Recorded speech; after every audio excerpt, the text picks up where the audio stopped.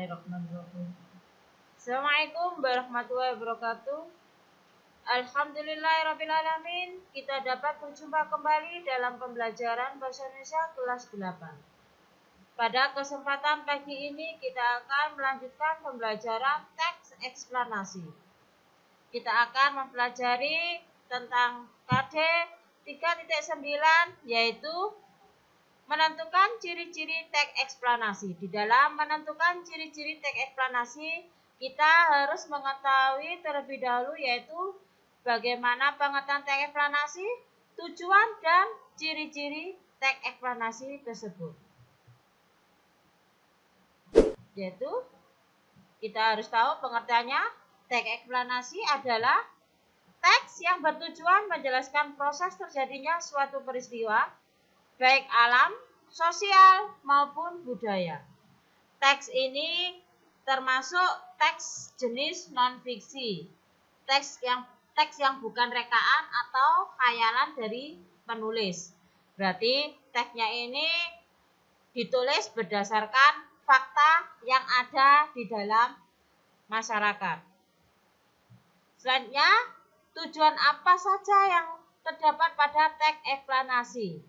1. Tujuannya yaitu untuk menceritakan prosedur dan proses terjadinya fenomena, baik fenomena alam, sosial, maupun budaya. 3. 2. Memberikan informasi mengenai latar belakang terjadinya fenomena secara jelas dan logis. 3. Yaitu banyak menggunakan fakta dan pernyataan-pernyataan yang memiliki hubungan sebab akibat. Setelah kita mengetahui tujuannya, kita harus mengetahui bagaimana ciri-ciri teks eksplanasi. Ciri-cirinya yaitu 1. Disampaikan berdasarkan fakta.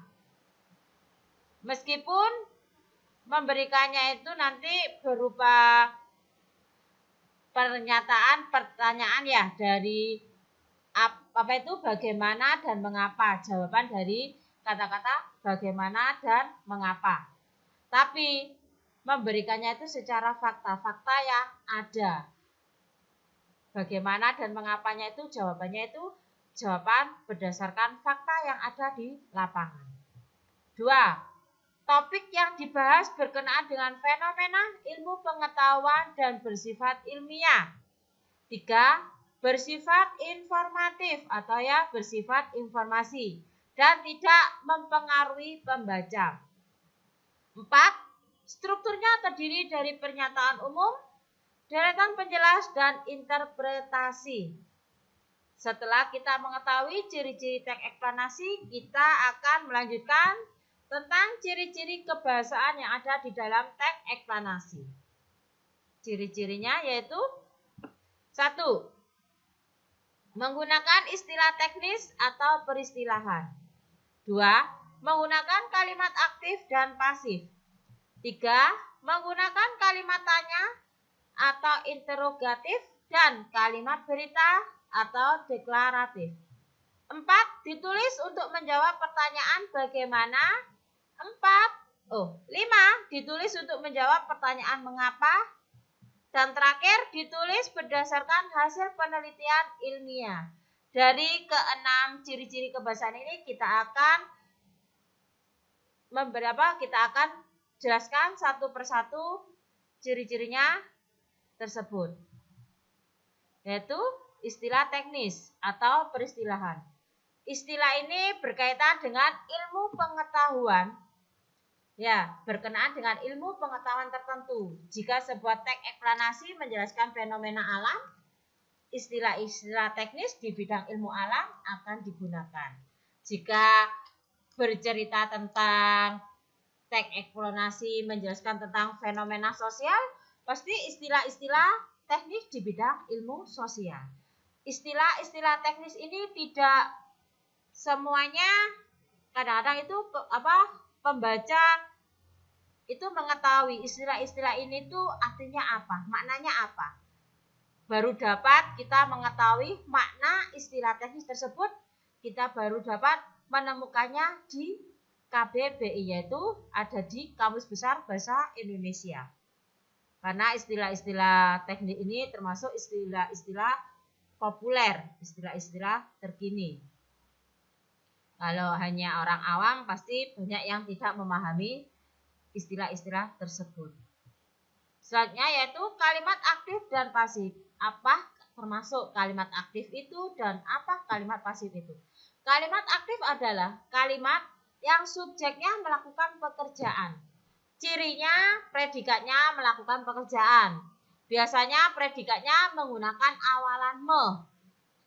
Contoh, Andi membersihkan kelas. Di sini struktur penulisannya yaitu menggunakan struktur penulisan SPO. Andi termasuk subjek, membersihkan termasuk P itu termasuk predikat, kelas termasuk objek. Di sini predikatnya yaitu membersihkan. Kalau berdasarkan ciri kalimat aktif di sini predikatnya dikenai pekerjaan dan menggunakan imbuhan me ya. Di sini menggunakan imbuhan me. Membersihkan, ini imbuhannya me. Berasal dari kata-kata bersih. Jadi ini kalimat aktif menggunakan imbuhan me. Penulisannya subjek, predikat, dan objek. Selanjutnya yaitu kalimat pasif. Kalimat pasif adalah kalimat yang subjeknya dikenai pekerjaan. Cirinya predikatnya itu dikenai pekerjaan. Biasanya predikatnya menggunakan awalan di. Menggunakan awalan di ya. Ini predikatnya yaitu dibersihkan. Dari kata-kata dibersihkan. Ya. Ini termasuk kalau aktif penulisannya SPO.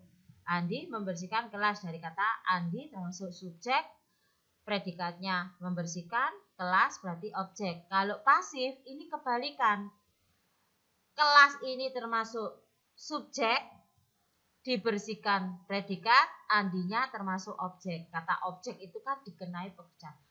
Apa yang dikenai pekerjaan? Ya, di sini termasuk di sini kan kalimatnya yang subjeknya dikenai pekerjaan. Berarti ini termasuk ini. Ini termasuk Andi. Andinya ini termasuk yang dikenai pekerjaan. Dia dijadikan sebuah objeknya. Selanjutnya kalimat tanya atau interrogatif dan kalimat berita atau deklaratif. Apa yang dinamakan kalimat tanya dan apa yang dinamakan kalimat berita? Kalimat tanya adalah kalimat yang mengandung makna pertanyaan. Sedangkan kalimat berita adalah kalimat yang mengandung pernyataan tertentu. Di sini kalimat tanya itu cirinya nanti diawali dengan penulisan tanya. Di akhir kalimat itu ada tanda tanya. Kemudian kalau kalimat berita berarti di akhir penulisan ada tanda titik. Contohnya ya, mengapa hujan turun? Mengapa hujan turun? Ini kalimat tanya ya. Ini ada tanda tanyanya. Cirinya di situ. Hujan turun karena pengaruh curah hujan tinggi. Ini menggunakan tanda titik. Berarti kalau menggunakan tanda titik ini termasuk kalimat berita. Kalimat yang menyatakan pernyataan tertentu. Ini contoh salah satunya. Selanjutnya yaitu menjawab pertanyaan bagaimana. Kata tanya bagaimana membutuhkan jawaban berupa proses sesuatu terjadi. Teks eksplanasi ditulis untuk menjelaskan suatu fenomena atau peristiwa yang bersifat kronologis. Kronologis diberikan secara berurutan, secara urut ya, secara faktanya. Berarti ini termasuk fakta. Meskipun sebuah pendapat tapi diberikan secara fakta, secara apa adanya yang ada di masyarakat yang sedang diteliti itu. Selanjutnya yaitu menjawab pertanyaan mengapa. Kata tanya mengapa membutuhkan jawaban berupa penjelasan sebab akibat atau dinamakan kausalitas. Teks eksplanasi tidak hanya menjelaskan proses, tetapi juga menjelaskan hubungan sebab akibat terjadinya suatu fenomena tersebut, fenomena alam, sosial, maupun budaya. Bagaimana hubungan sebab akibatnya pada peristiwa tersebut. Selanjutnya, hasil penelitian ilmiah. Teks eksplanasi berasal dari sebuah penelitian yang telah dilakukan penulis maupun orang lain. Jika kita menulis teks eksplanasi berdasarkan penelitian orang lain, untuk menghargai jasa peneliti, kita harus mencantumkan nama si peneliti di bawah bacaan kita. Di bawah judul bacaan kita.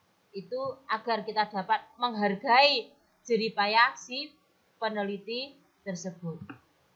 Selanjutnya yaitu ini termasuk KD 4.9 yaitu meringkas teks eksplanasi. Setelah kita mengetahui pengertian, tujuan, ciri-ciri, kita akan melanjutkan pembelajaran yaitu tentang teks eksplanasi, meringkas teks, meringkas bacaan. Apa yang dinamakan dengan meringkas? Meringkas adalah menyajikan suatu karangan dalam bentuk lebih singkat. Dalam bentuk lebih singkat. Ya, ini sama aja seperti merangkum. Di dalam meringkas kita harus dapat menemukan ide-ide pokok dalam suatu karangan panjang. Kita harus dapat menentukan ide-ide pokoknya itu apa saja yang ada di dalam paragraf atau bacaan. Misalnya, langkah-langkah apa saja yang diperlukan dalam meringkas teks eksplanasi. 1. Membaca karangan dengan seksama. 2. Mencari ide-ide pokok pada karangan. Mencari ide-ide pokoknya ini pada tiap paragraf di dalam karangan tersebut. 3. Menyusun ide pokok menjadi kalimat yang pendek. 4. Meringkas ringkasan tersebut. Kalau bisa kita dapat memadatkannya kembali, lebih ringkas lagi. Yang terakhir yaitu menceritakan kembali dengan kata-katanya sendiri, dengan bahasanya sendiri.